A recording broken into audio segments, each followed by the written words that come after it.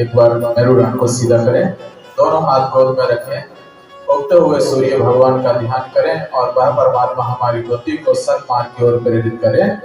इस भाव के साथ गायत्री मंत्र एक साथ बोलेंगे, है ना। अभी हम जो दीक्षित होने जा रहे हैं, तो गायत्री मंत्र का भाव है, अर्थ यही है कि हम उस प्राण स्वरूप, दुख नाशक, सुख स्वरूप, श्रेष्ठ, तेजस्वी परमात्मा को हम अपनी अंतरात्मा में धारण करें और वह परमात्मा हमारी बुद्धि को सन्मार्ग की ओर प्रेरित करें, है ना, कुमार्ग से सुमार्ग की ओर ले जाने।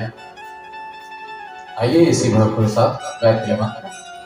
ओम भूर्भुवः स्वः तत्सवितुर्वरेण्यं भर्गो देवस्य धीमहि धियो यो नः प्रचोदयात्।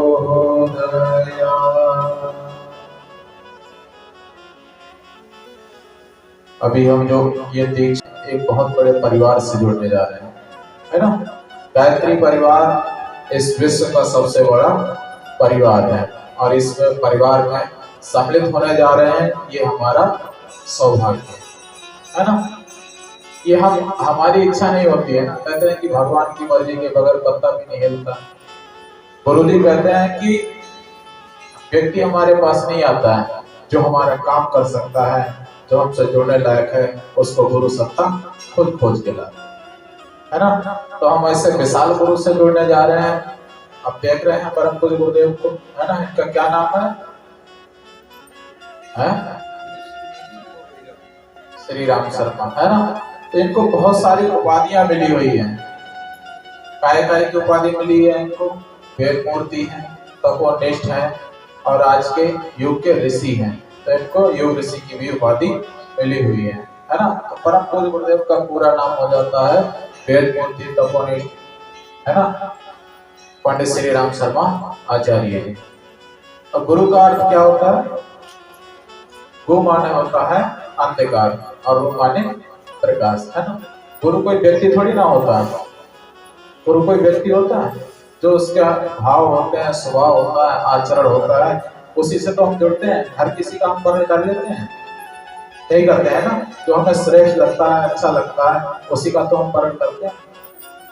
तो गुरु जी ने अपने जीवन में बहुत सारी अच्छाइयां की, बहुत सारे ऐसे परमार्थ के कार्य किए जिनके कारण वो श्रेष्ठ है और भारत में ही नहीं पूरे विश्व में शिष्य है गुरु जी के, है ना।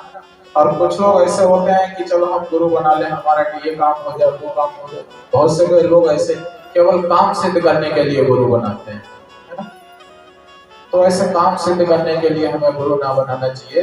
गुरु का मतलब होता है कि जो हमें अज्ञान रूपी अंधकार से ज्ञान रूपी प्रकाश की ओर ले जाए, उसको हम गुरु कहते हैं।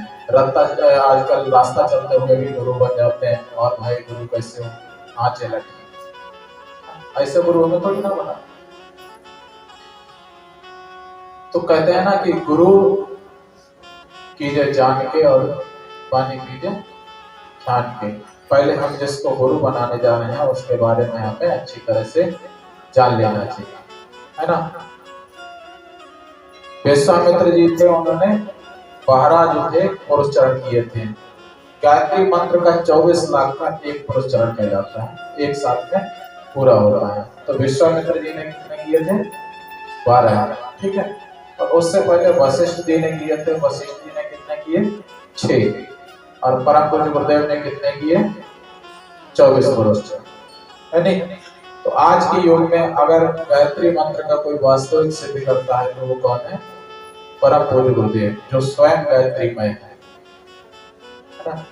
एक व्यक्ति थे, एक गुरु के पास गए, बोले गुरु जी हमें चेला बना लीजिए। बहुत सारी समस्याएं चल रही थी उनके जीवन में। तो उन्होंने सोचा कि आश्रम में रहेंगे, वहां हमारे सारे दुख भी कट जाएंगे, और आश्रम में खाने पीने की तो अच्छी व्यवस्था होती है, खाने पीने को तो हमें अच्छा मिलेगा।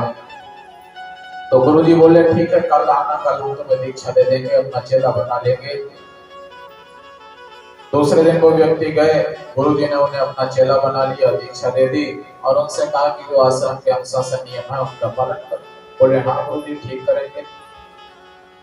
तो एक दिन वो बैठे हुए थे, गुरु जी आए, बोले बेटा आज हवन के लिए लकड़ी समाप्त हो गई है, सप्ताह समाप्त हो गई है, जाओ जा करके ले आओ।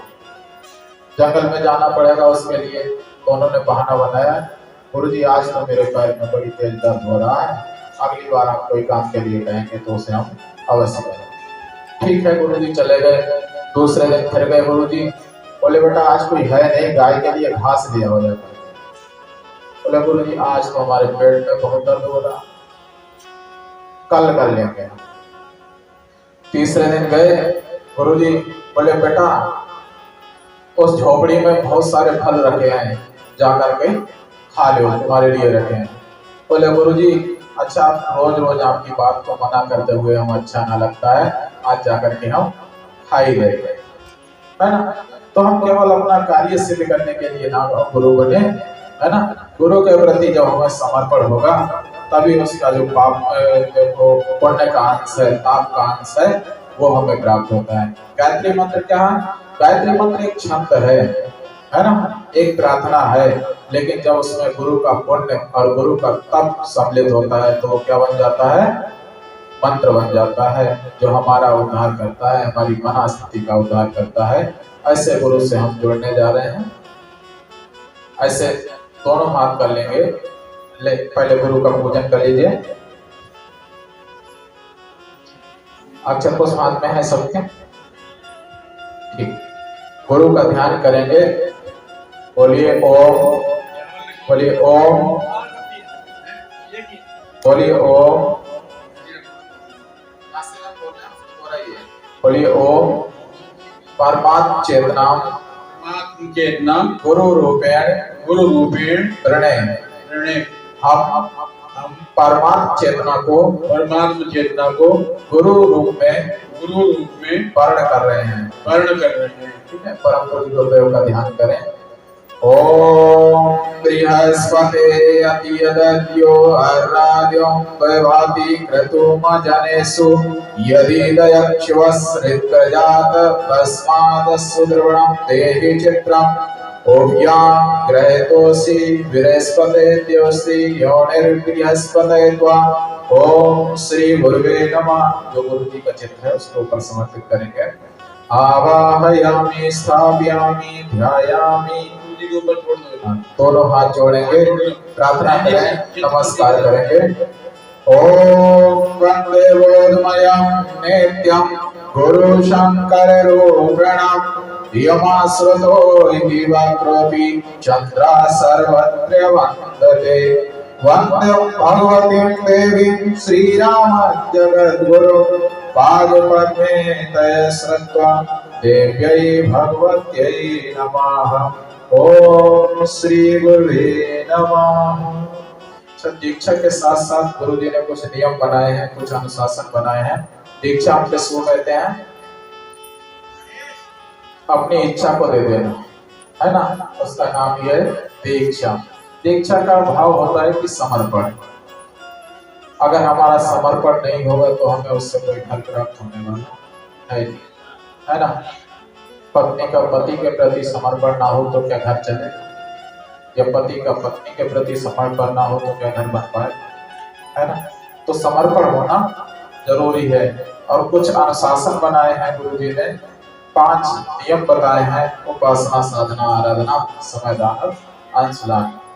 देवत्व से जुड़ने का यही विधान है, यही नियम है जिसको हम अपने जीवन में पालन करना है।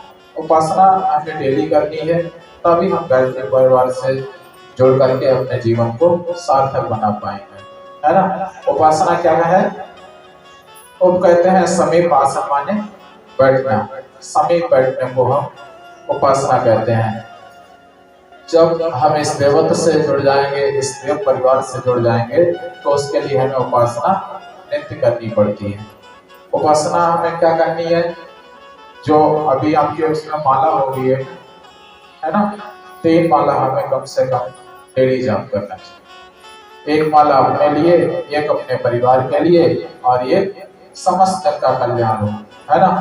क्योंकि हम जब मानेंगे कि परमार्थ में स्वार्थम मनुष्य, जब हम परमार्थ को ही स्वार्थ माने तो उसी में सब आ जाते हैं, है ना। अगर हम कहें कि केवल हमारा भला हो सकता है भगवान ना सुने, और हम कहें कि सबका भला हो तो भगवान जरूर सुनता है, और उस सब में हम भी आ जाते हैं, है ना। हम सबसे बाहर थोड़ी ना है, तो सबका भला हो यही प्रार्थना हमारी रहनी चाहिए। उपासना हमें डेली करनी चाहिए, जो भी हमारे पास समय है। 3 संध्या के टाइम होते हैं, है नहीं। एक सुबह संध्या कहते हैं ना, जब 2 समय मिल रहे हो वापस, है ना। एक दोपहर का संध्या वेला होता है, शाम। तो हम किसी समय भी परमात्मा की उपासना कर सकते हैं, भगवान की उपासना कर सकते हैं। दूसरी चीज है साधना। साधना किसको हम कहते हैं? ईश्वरीय अनुशासन के अनुरूप अपने आप को बना लेना, और उसके अनुरूप अपने को ढाल लेना। आज तक हमने जैसा भी जीवन जिया ठीक है, लेकिन आगे से हम और भी बेहतर बनेंगे, अच्छे बनेंगे, श्रेष्ठ बनेंगे। साधना किस किस की करें हम? अपनी साधना, है ना। अर्थ संयम, समय संयम, विचार संयम, और सबसे बड़ा आज का संयम जो रखना है, आज की साधना करनी है, वो सबसे बड़ी है जीवन की साधना, है ना। अगर हमने जीव को साध लिया तो समझो हमने सबको साध लिया। जीव के बहुत सारे काम होते हैं। एक तो काम है जीव का बोलना। हमें कैसा बोलना चाहिए? मधुर बोलना चाहिए या कड़वा बोलना चाहिए? मधुर बोलना चाहिए, है ना। ये साधना ही है। दूसरा है स्वाद। ये जीवा जो है ना, आजकल इसी के चक्कर में लोग अस्वस्थ होते चले जा रहे हैं, क्योंकि सबको चटपटा खाने की आदत पड़ी है, सबको अच्छा अच्छा खाने की आदत पड़ी है। और आजकल जो है ना स्ट्रीट फूड तो गली में बिक रहे हैं, इनकी हमें ज्यादा आदत पड़ गई है। घर का खाना छोड़ करके हम होटल का खाना अधिक पसंद करते हैं। इसको भी हमें त्यागना पड़ेगा, छोड़ना पड़ेगा। साधना इसकी भी हमें करनी पड़ेगी, है ना। हमने केवल दीक्षा ले ली, हमने पीले कपड़े पहन लिए, बड़े बाल रख लिए, तो क्या हम देव परिवार में सम्मिलित होने लायक बन गए? क्या हम साधक बन गए? जब तक हमारी आत्मा की साधना ना होगी, हम अपना आत्म शोधन करने के लिए हम क्या करें? परम पूज्य गुरुदेव की एक अखंड ज्योति आती है ना। तो कम से कम 10 मिनट का स्वाध्याय जरूर करें। अपनी आत्म शोधन के लिए हम 10 मिनट का स्वाध्याय करें। दूसरी चीज है आराधना। आराधना किसको कहते हैं? सेवा भाव को, है ना। हमारे अंदर सेवा भाव हो तभी तो हम देवत्व से जुड़ेंगे, तभी तो हम देवता कहलाएंगे, है ना। राक्षस वो होते हैं जिनके अंदर छीनने का भाव हो, देवता वो कहलाते हैं जिनके अंदर देने का भाव, है ना। तो हमें कैसे बनना है? देवता बनना है ना। देवता बनने के लिए हमें क्या करना पड़ेगा? अपने जीवन में देवत्व को उतारना पड़ेगा। परम पूज्य गुरुदेव कहते हैं कि आज का मनुष्य क्या है? परमात्मा का राजकुमार है, लेकिन ये भटक गया है। ये भटक क्यों गया है? क्या कारण है? क्योंकि ये संसार रूपी मेले में आकर के भौतिकता बाद में हो गया है। तो परम पूज्य गुरुदेव कहते हैं कि मनुष्य भटका हुआ देवता है, और इसे फिर से देवत्व से सजाना है, फिर से देवत्व से सजाना है। तो उसके लिए हमें क्या करना पड़ेगा? उपासना, साधना, आराधना को अपने जीवन में उतारना पड़ेगा। और आराधना के 2 चरण हैं, समय दान और अंश दान। क्योंकि हमारे पास समय नहीं है तब भी हम सेवा नहीं कर पाएंगे, और हमारे पास अंश नहीं है, साधन संपदा नहीं है, तब भी हम सेवा नहीं कर पाएंगे, है नहीं। तो जिनके पास समय है, जिनके पास साधन संपदा नहीं है, वो समय लगा करके भगवान की सेवा करें। और जिनको मन पड़े तो वो अपने अंश द्वारा जो दीन दुखी निर्बल है, ऐसे लोगों की हमें सेवा करें। एक मंदिर था, उसी मंदिर के पास एक अस्पताल था। तो अस्पताल में बहुत से ऐसे रोगी रहते थे जिनमें उनकी देखभाल करने वाला कोई व्यक्ति नहीं था। तो वहां मंदिर में एक पुजारी जी थे, वो थोड़ा सा गंगा जल लेकर के जाते थे और रोगियों से जाकर के उनका हाल चाल पूछते थे, और चरणामृत भगवान का जो था उनको देकर के आते थे। तो कितनी देर लगी, गए, उन्हें चरणामृत दिया, उनसे हाल चाल पूछ लिया, है नहीं। लेकिन आप यकीन मानिए कि उन लोगों को हमेशा पुजारी जी का इंतजार रहता था, कब पुजारी जी आएंगे, उनसे हाल चाल, केवल हाल चाल पूछ लिया तो, है ना। तो इतना तो हम काम कर सकते हैं। कहीं आप दिखाई दे कि हमें पैसे को कैसी जगह लगाना, कहीं ऐसी जगह हमें पैसे को नहीं लगाना चाहिए जहाँ हमारा पैसे का दुरुपयोग हो रहा हो। हमें पैसे को सदुपयोग में लगाना चाहिए, है ना। और दान का महत्व जो है ना बहुत बड़ा है। दान देने वाला कभी घाटे में नहीं रहता, होता है ना। समुद्र जो है भाप बन करके बादल बनते हैं, है ना। बादल बनकर फिर बरसते हैं और जा करके नदियों में गिरते हैं और नदियां फिर जा करके समुद्र में ही गिर जाती हैं। कर्ण की कथा आती है, उसने एक दान दिया था भगवान को, है ना। और उस दान के कारण भगवान ने उसका अंतिम संस्कार अपनी जगहों पर किया। द्रौपदी ने एक छोटी सी चीर बांधी थी भगवान कृष्ण की उंगली में और इतना सूद सहित वापस किया कि दुशासन से भगवान उनकी द्रौपदी की साड़ी भी ना खींची गई, है ना। सुदामा ने भगवान को 2 मुट्ठी चावल दिए और भगवान ने उन्हें तो लोग दे दिए। तो दान का बहुत बड़ा महत्व है हमारे जीवन में। उपासना, साधना, समयदान और अंशदान ये चीजें आए, है ना, तब हम इस देवत्व से परिवार से जुड़ने से अपने जीवन को सार्थक बना पाएंगे। दोनों हाथ इस तरह से कर लेंगे, ऐसे उंगलियां फंसा करके दोनों अंगूठे ऐसे कर लीजिए। देखिए पहले गुरु जी और माता जी का चित्र देख लीजिए ध्यान से, फिर एक अंगूठे पर गुरु जी का और एक अंगूठे पर माता जी का स्मरण कीजिए। ऐसे करके आपको गुरु जी और माता जी की छाया अंगूठे में देखने लगे, ठीक है। यहाँ से हम खंड खंड में गायत्री मंत्र बोलेंगे, आप लोग उसको दोहराएंगे। ऐसे इकट्ठे रखिए अंगूठे, ऐसे करके मेरुदंड को सीधा रखें, ऐसे झुक के ना बैठे, सीधा होकर के बैठ जाइए। ऐसे करके हाथों को ऊपर उठा लीजिए। जब तक आपके ऊपर जल का सिंचन ना हो आप लोग ऊपर नजर ना उठाओ, ठीक है। अंगूठों पे ही देखते रहे, आपके ऊपर जल का सिंचन होगा। उसके बाद आप नजर उठा करके गुरु जी और माता जी का दर्शन करेंगे। यहाँ से जो खंड खंड में मंत्र बोला जा रहे हैं, आप लोग भावना करेंगे कि गुरु की जो दिव्य सामर्थ्य है, उनके तप, उनके पुण्य और उनके प्राण का अंश इन मंत्र अक्षरों के माध्यम से हमारे अंदर प्रविष्ट हो रहा है, स्थापित हो रहा है। और ये उपयोग मानी भूमि में जब हम उस लायक बन जाएंगे तो ये फलित होकर ही रहेगा। अब दोहराएंगे ये ओम भूर भुवः स्वाहा तत् सवितुर वरेण्यं भर्गो देवस्य धीमहि धियो यो नः प्रचोदयात्। ओम भूर भुवः स्वाहा तत् सवितुर वरेण्यं भर्गो देवस्य धीमहि धियो यो नः प्रचोदयात्। ओम भूर भुवः स्वाहा तत् सवितुर वरेण्यं भर्गो देवस्य धीमहि धियो यो नः प्रचोदयात्। पीछे से एक जना खड़ा होकर जल लेकर के ऊपर से चेक कर देंगे। ओम आपो हिष्ठामयो भव तानोजा ददातना मैरणाय चक्षसे। ओम योगस्य तमोरसा तस्य भाजे तेना ओस्तेर्मात्रा ओम तस्मारङ्मावो यस्य क्षाय जन्वता आपो जना यथा जनाः। भावना करेंगे कि ये दीक्षा का जो छोटा सा वृक्ष हमारे अंदर लगाया गया, ये हमेशा फूले फले इस भाव के साथ आपके ऊपर जल का सिंचन किया गया। आप नजरें उठा करके गुरु जी और माता जी का दर्शन करें। हाथ में अक्षत पुष्प ले लीजिए और जो कुछ भी गुरु के लिए आपको दक्षिणा समर्पित करनी है उसको हाथ में ले लेंगे।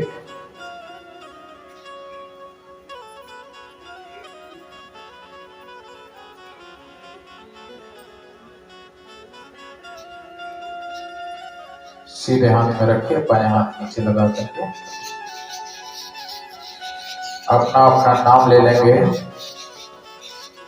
बोलिए श्रुति स्मृति प्राणोक्त फल प्राप्ति अर्थम मम कायिक वाचिक मानसिक ज्ञात अज्ञात सकल दोष निवारणार्थम आत्म कल्याण लोक कल्याणार्थम गायत्री महाविद्यायां श्रद्धा पूर्वकम दीक्षितो भवामि।